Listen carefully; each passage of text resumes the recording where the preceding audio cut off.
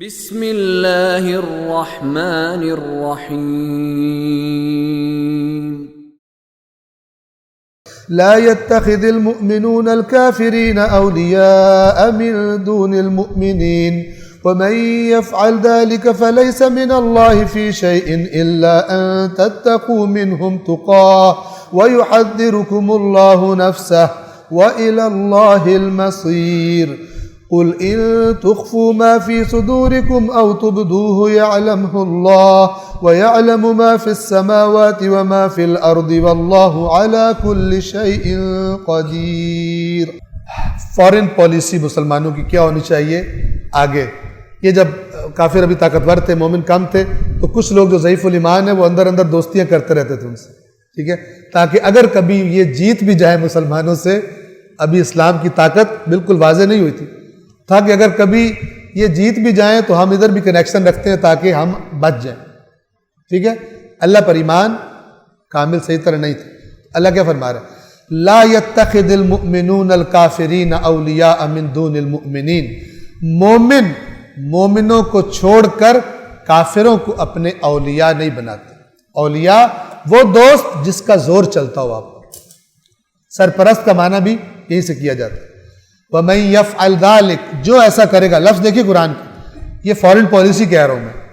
وَمَن يَفْعَلْ ذَلِكَ، جو ایسا کرے گا، فَلَيْسَ مِنَ اللَّهِ فِي شَيْءٍ، اس کا اللہ سے کوئی تعلق نہیں، اللہ سے ہر تعلق اس کا ٹوٹ گیا جس نے مومنوں کو چھوڑ کر کافروں کو اپنے اولیاء بنا لیا۔ تو اس کا کیا کہنا کہ جو کافروں کو اولیاء بنا کے ان کافروں کو جو مومنوں کو مار رہے ہیں، جو مسلمانوں کو قتل کر رہے ہیں، اس کا درجہ اس سے بھی ایک ڈگری اوپر ہوگا کہ جو کافروں سے اتحاد کرتا ہے اپنا، اور وہ کافر کیا کر رہے ہیں؟ مومنوں کو، مسلمانوں کو مار رہے ہیں، قتل کر رہے ہیں، فلسطینیوں کو قتل کر رہے ہیں، اور آپ فلسطینیوں کو قتل کرنے والے کے اتحادی ہیں۔ یہ وہی لوگ ہیں، کتاب بھی دی جائے تو پھر جاتے ہیں، کتاب بھی دی جائے تو اس کی بات نہیں مانتی۔ کتاب لکھی ہوئی ہے، ہم سے زیادہ قرآن کا شور ادھر ہے، قرآن ٹھیک ہے نا، وہ ادھر ہے، لیکن روح قرآن اصل چیز ہے۔ ورنہ قرآن نیزوں پہ چڑھ جاتا ہے حق کے خلاف۔ اگر روح قرآن نہ ہو تو قرآن نیزوں پہ چڑھے گا کس کے خلاف؟ حق کے خلاف، جس کے بارے میں رسول پاک نے فرمایا علی قرآن کے ساتھ ہے، قرآن علی کے ساتھ ہے۔ وہ عقل کے اندھے جو اس فوج میں تھے، مولا کی اپنی فوج میں اتنے عقل کے اندھے تھے، اپنے آپ کو بڑا متدین سمجھتے تھے، مولا علی کے خلاف فتویٰ دے رہے ہیں، علی گمراہ ہو گیا، علی کافر ہو گیا، علی کہہ رہے قرآن سے جنگ کرو، حالانکہ خود قرآن سے جنگ کر رہے تھے، تو بعض اوقات اگر فہم نہ ہو تو جو الٹا سیدھا دین ہے وہ بھی دین کے خلاف استعمال ہو جاتا ہے اگر شعور نہ ہو۔ روایات میں ہے کہ دیندار نہیں، دین فہم بنو، یعنی دین سمجھنے والے دیندار بنو، گائے بھینس کی طرح نہ بنو کہ تھوڑا سا کوئی پٹاخہ چھوڑے تو اس کے پیچھے لگ جاؤ، افواہوں کی زد میں آ جاؤ، اور جب بعد میں پتہ چلے کہ ہم اپنا نقصان کر دیا، بیڑا غرق کر دیا۔ بعد میں خوارج کہتے تھے ہم نے غلطی کی، ہم نے کفر کر دیا، ہم توبہ کرتے ہیں۔ علی بھی توبہ کرے، مولانا نے کہا بھائی میں اپنے لفظوں میں کر رہا ہوں، تمہارا دماغ خراب ہے، میں اس وقت بھی جو میں کر رہا تھا ٹھیک تھا، اور آج بھی اسی میں میرا موقف ہے، میں نے غلطی نہیں کی۔ تم وہ جو پھر یعنی یو ٹرنز لے رہے ہو، ادھر تم نے وہ یو ٹرن لے لیا، بیعت توڑ دی، خرابی کی، اب تم یہ کر رہے ہو، تم نے اگر توبہ کرنی تم توبہ کرو، میں کیوں توبہ کروں؟ کافر ہو گئے، توبہ کرو، کلمہ پڑھو، پھر مسلمان ہو۔ لہذا کہتے تھے علی کیا ہے؟ کافر، اور علی ان کو کافر نہیں کہتے تھے علیہ الصلاۃ والسلام۔ صلوات پڑھیں محمد والے۔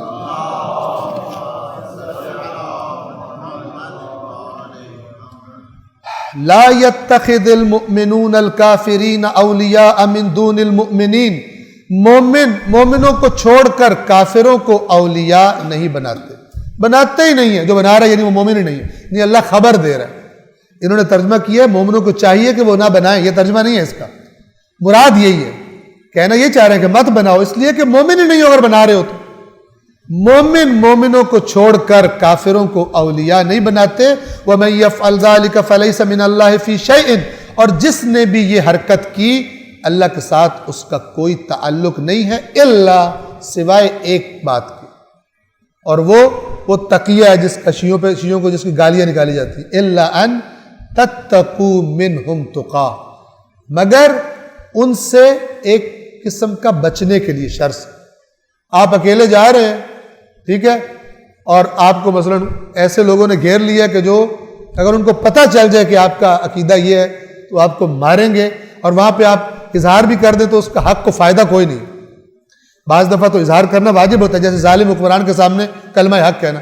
بعض دفعہ صرف آپ نے مار کھانی ہے یا تنگ ہونا ہے، وہاں پر کیا کرے، یہ وہ آیت ہے مثلا، اور ایک اور آیت سورہ نحل کی ہے جس میں تقیے کا حکم دیا، مگر یہ کہ ان سے بچنے کے لیے کوئی طرز عمل اختیار کر لو، نہ یہ کہ اس لیے کرو کہ اگر یہ جیت گئے تو ہمارا تو لنک ہوگا، یہ تو تم دشمن ہو دین کے، تمہارا تو اللہ پر ایمان ہی نہیں ہے کہ اللہ نے مدد کرنی ہے اور انہوں نے جیتنا ہے، تو یہ نہ کرو۔ وَيُحَذِّرُكُمُ اللَّهَ نَفْسَهُ، اللہ تمہیں خود سے ڈراتا ہے، خود سے یعنی اپنے عذاب سے، ورنہ خداوند عالم خود سے ڈراتا نہیں، وہ تو کہتا ہے محبت کرو۔ جو ایمان والے ہیں وہ تو اللہ سے سب سے زیادہ محبت کرتے ہیں، ہر چیز سے بڑھ کر خدا سے محبت کرتے ہیں، اللہ محبت کرنے کی ذات ہے۔ اللہ تمہیں ڈراتا ہے اپنے آپ سے، کیا مطلب؟ اپنی نافرمانی سے، نافرمانی میری نہ کرو، اس کا نتیجہ بڑا خطرناک ہے۔ وَإِلَى اللَّهِ الْمَصِيرُ، اور اللہ ہی کی طرف بازگشت۔ قُلْ إِن تُخْفُوا مَا فِي صُدُورِكُمْ أَوْ تُبْدُوهُ يَعْلَمْهُ اللَّهُ، کہہ دیجئے اگر تم چھپاؤ اس کو جو تمہارے سینوں میں ہے یا اس کو ظاہر کرو، اللہ جانتا ہے۔ کیا مطلب؟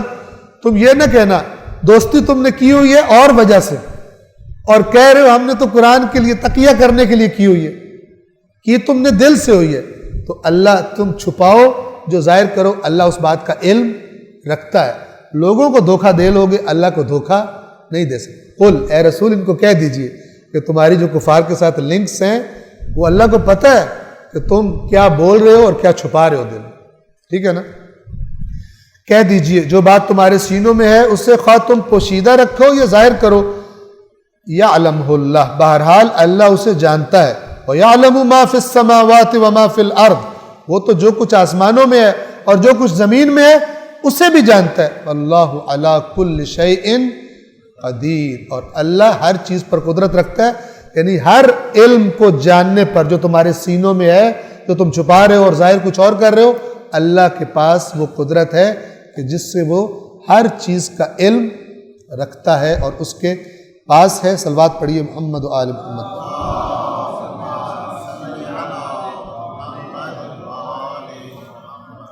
آج بھی اگر کوئی حکومت کہے مسلمانوں کی کہ ہم تو امریکہ کے شر سے بچنے کے لیے اس سے اتحاد کر رہے ہیں، جبکہ وہ اور اس کے دوست جو ہیں مسلمانوں کو مار رہے ہوں، تو اللہ کی آیت کیا کہے گی؟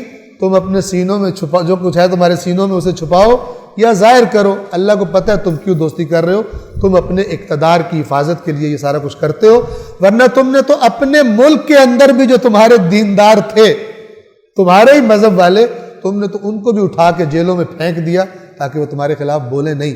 جب تم اپنے ان دوستوں کو راضی کرنے کے لیے، ماحول کو تبدیل کرنے کے لیے قدم اٹھاؤ، تو تمہارے وہ جو تمہارے اپنے جو ہم مسلک ہیں، علماء ہیں، وہ بھی تمہارے خلاف بولنے والے جو تھے ان کو بھی اٹھا کے تم کیا کرتے ہو؟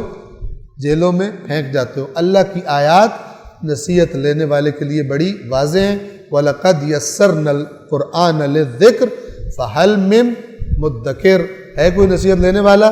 چاہے انفرادی لیول پر اور چاہے اجتماعی اور حکومتوں کے لیول پر، اللہ نے قرآن کو سمجھنے کے لیے آسان کر دیا ہے، تو ہے کوئی نصیحت لینے والا۔ صدق اللہ العلی العظیم۔